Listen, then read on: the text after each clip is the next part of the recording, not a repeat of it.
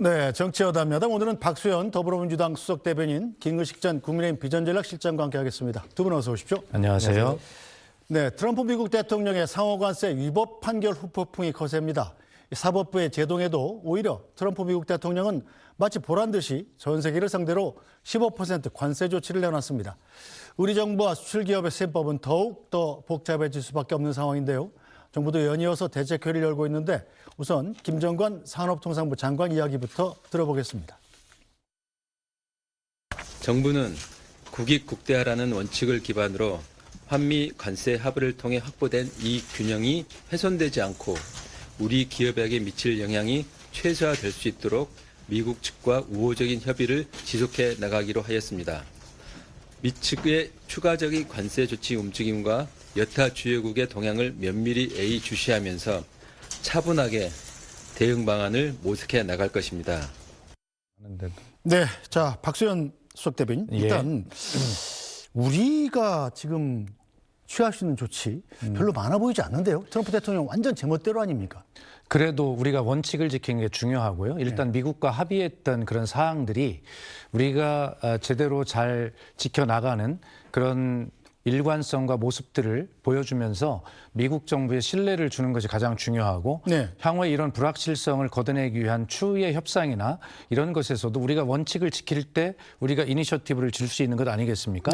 그래서 지금 대미 투자 특위 이 가동을 빨리 해서 3월 9일까지가 특위 일정이고 그 결론을 가지고 3월 12일 본회의에서 이 특별법을 통과시킬 계획으로 있는데 우리는 이 합의했던 이 내용을 우선 우리 입장에서는 차분하게 지켜나가는 노력. 그래서 지난번에 우리 관세 협상에서 우리가 이루었던 그 양국의 이익 균형 이것이 훼손되지 않도록 우리의 국익을 지키는 노력을 하는 것이 매우 중요하다. 지금은 그냥 우리가 예정된 대로 차분차분 하면 된다 이렇게 생각을 합니다. 네, 김근식 실장께서 보시는 건 어떻습니까? 저는 일단 그 트럼프 대통령의 그동안 그 맹렬했던 각국을 상대로 한 이른바 관세 전쟁이라는 게 미국 연방대법원에서 일단 법을 위반한 것으로 정리를 했기 때문에 그동안 했던 것들에 대한 조금 신중한 처사가 나올 줄 알았는데 오히려 더 그 법을 위반했으면 다른 법을 또 활용해서 또 지금 글로벌 관세를 지금 매기고 있거든요. 저는 그래서 트럼프식의 이런 관세 전쟁이라는 것이 정말 불확실하고 불투명하고 유동적이라는 것을 다시 한번 우리 이재명 정부가 정확히 깨닫고 장기적인 일관된 전략을 짜는 게 중요하고요. 두 번째는 박수현 의원님 말씀대로 지금 우리에게 그때 관세 협상을 해서 미국 트럼프 대통령과 합의했던 건 주로 자동차, 반도체, 철강 이런 겁니다. 우리의 주된 수출 품목이 또 그런 것이고 그렇다면 자동차와 철강이나 반도체 같은 경우는 품목별 관세로 따로 있는 거거든요. 그러니까 지금 연방대법원의 위법이라고 판결이 나왔다고 그래서 글로벌 관세 15% 올린 건 그것과는 좀 별도의 것입니다. 그렇기 때문에 이게 들쑥날쑥해서 어디로 튈지 모르는 트럼프 대통령의 관세 협상과 관세 전쟁에 대해서 다시 한번 장기적으로 우리 정부가 어떻게 대응할지 특히 우리 한국 경제 기업에 어떤 영향을 미칠지 좀 다시 한번 점검할 필요가 있고 지금 아까 말씀하신 대로 일단은 합의한 내용에 따라서 대미 수출과 대미 투자와 관련돼서는 여야가 머리를 맞대고 다시 한번 논의를 하는 게 필요하다. 그리고 그 과정에서 우리 국익이 무엇인가를 최우선에 놓고 저는 정리를 해야 된다고 생각합니다. 네, 연방대법원의 위법 판결에도 불구하고 트럼프 대통령이 주인 카드는 많다. 뭐 이런 것이 다른 법조항을 근거로 들고 있는데요. 자, 어떤 법조항이 들고 있는지 한번 볼까요? 일단 미국 무역법 122조입니다. 무역 적자 해소를 위한 임시 조치로 최장 150일 동안 관세율을 최대 15%까지 부과할 수가 있고요. 무역법 301조, 귀에 익으신 분들도 많을 텐데 이른바 저게 슈퍼 301조라는 우리 과거에 많이 회자됐던 법안이죠. 불공정 무역 관행에 대한 보복으로 이 부과 기간과 관세율 제한이 없습니다. 이거 심지어. 자, 그리고 무역법 232조 안보 위협 판단이 될 때 특정 품목 수입을 제한하고 고율의 관세를 매길 수 있다는 겁니다. 관세율도 최대 50%까지 열려 있습니다. 자, 일단 트럼프 미국 대통령이 지금 15%의 관세를 새로 부과하겠다 이렇게 나선 거는 이제 무역법 122조인데요. 일단 기존보다 관세가 더 확대될 수 있는 불안 요소도 있다 이렇게 봐야 되겠군요. 그렇습니다. 불확실성, 불안정성이 커진 것은 분명하지요. 하여튼 중요한 것은 어제 당정청 회의도 밤에 열었습니다만 그래서 결론이 아까 제가 말씀드린 대로 대미투자특별법의 조속한 입법이 필요하다라는 것이고 오늘 아침에 최고위원회에서 정청래 대표는 국회는 정부가 해달라고 하는 것 네. 이런 내용을 최대한 다 하기 위해서 노력하겠다. 국민의힘에도 협조를 요청한다. 이런 내용을 했지 않습니까? 정리하면 지금 앵커가 말씀하신 무역법 301조 김정관 장관도 방금 이야기를 했습니다만 이쪽으로 이행이 되지 않도록 우리나라가 네. 적용이 되지 않도록 잘 살펴보는 것이 중요하고요. 다만 제가 봐도 무역법 301조는 우선 중국, 브라질을 대상으로 우선 조사 대상으로 지목할 것 같고 이런 전방위 압박 카드를 가지고 우리나라에 오지 못하도록 미국과 약속했던 대미투자특별법을 처리할 로드맵을 정확하게 미국에게 전달하고 그대로 하는 것. 그래서 이 무역법 301조나 이런 것들이 적용 대상이 되지 않도록 관리하는 것이 중요하고 우리의 이익을 지키는 일이다. 이런 생각을 가지고 있고요.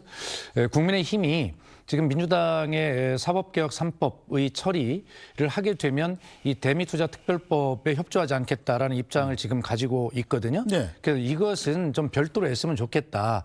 사법개혁에 대한 것은 필리버스터나 여러 가지를 할 수 있는 것이 있기 때문에 하던 대로 하시는데 이 대미투자특별법을 사법개혁 3법 처리에 대한 어떤 보복 대응으로 국민의힘이 이것을 하는 것은 그렇게 바람직하지 않다. 네. 이런 말씀을 드리고 국민의힘에 지금까지 잘 이 문제에 관한 해 오셨듯이 전향적인 협조가 있어야 되겠다 이런 말씀을 드립니다. 네, 자 말씀하신 대로 여당과 정부 그리고 청와대는 어제 저녁 회의를 가졌는데 이 대미투자특별법의 조속한 입법이 우리 국익의 최선이다.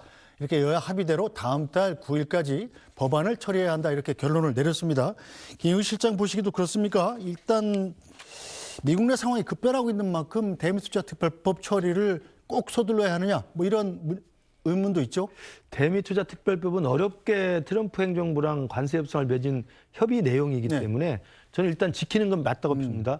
그러나 이제 좀 저희들은 여유를 가질 필요는 있다. 왜냐하면 지금 이 상황이 생기기 전에는 우리가 사실은 의리의 관계였고 트럼프가 갑이었습니다. 그렇죠. 관세를 때리는 대로 우리는 따라가야 됐기 때문에. 그러나 지금은 트럼프가 궁지에 몰리는 상황이기 때문에 기존에 약속했던 대미투자 3,500불을 그대로 하긴 하되 네. 협상의 과정에서 우리가 조금 더 유리한 방향으로 할 수 있는 저는 틀이 생겼다고 생각을 합니다. 그렇기 때문에 국민의힘도 그 협조를 해서 대미투자특별법을 통과를 시키되 네. 그 안의 내용 중에서는 적어도 이제는 미국보다는 우리가 조금 더 여유로운 위치에 있을 수 있기 때문에 조금 더 우리의 이익을 챙길 수 있는 내용을 좀 더 가미했으면 좋겠다. 그런 좀 여야 간에 좀 머리를 맞대고 논의하는 게 필요하다고 보고요. 마침 말씀하신 것처럼 사법개혁이라고 불리는 그 3대 법에 대해서 우리 국민의힘은 반대하고 있기 때문에 이걸 연계시키는 것은 여야 협상상 어쩔 수 없다고 생각합니다. 왜냐하면 우리는 이걸 사법부를 압박하는 악법이라고 정리를 하고 있기 때문에 네. 민주당의 다수의 힘을 이용해서 처리한다고 한다면 필리버스터 외에는 방법이 없었습니다만 네. 만약에 대미투자특별법이 민주당 입장에서 굉장히 절실하다고 한다면 우리의 양보를 기본으로 해서 그러면 우리 쪽에도 이 사법개혁이라고 불리는 이 3대 악법에 대해서 민주당의 전향적인 양보도 필요하지 않느냐. 그게 살아 움직이는 정치의 저는 셈법이 아닌가 생각을 합니다. 네, 민주당이 이 대미투자특별법 통과 조건으로 민주당의 사법개혁안 처리를 좀 받아줄까요? 그럴 가능성은 많지는 않아 보입니다. 이것을 연계하는 국민의힘의 전략 자체가 이것은 모순이다 생각을 하고 차원이 결이 다른 문제다는 것이죠. 지금 대미투자특별법은 우리의 생존과 이것은 당장 처리해야 될 국익과 관련된 문제이기 때문에 이 국익과 관련된 문제를 국내 정치 문제와 연관을 시켜서 발목을 잡는다라고 하는 것은 국회의 한 구성원으로서 책임을 다하지 않는 것이다. 국익 앞에는 여야가 따로 없다라는 것이 맞는 이야기 아니겠습니까? 다만 국민의힘이 사법개혁에 반대하는 것은 필리버스터를 뭐 하거나 그렇게 지금까지 해왔던 방법대로 하시면 될 것 같고요. 민주당도 이 반드시 벌써 했어야 될 이 개혁 입법, 이 문제를 국민의힘에게 계속 양보를 하면서 민생 법안을 처리하기 위해서 계속 뒤로 절벽까지 지금 몰아놓은 상태이기 때문에 민주당도 더 이상은 이것을 미룰 수가 없는 마지막 단계까지 와 있거든요. 그래서 네. 이런 입장을 국민의힘도 서로 잘 알기 때문에 이것과 연계하는 것보다는 다른 방법을 찾아서 서로 협상력을 가지고 협상을 다시 한번 별도로 해보는 것이 좋겠다 이런 말씀드립니다. 알겠습니다.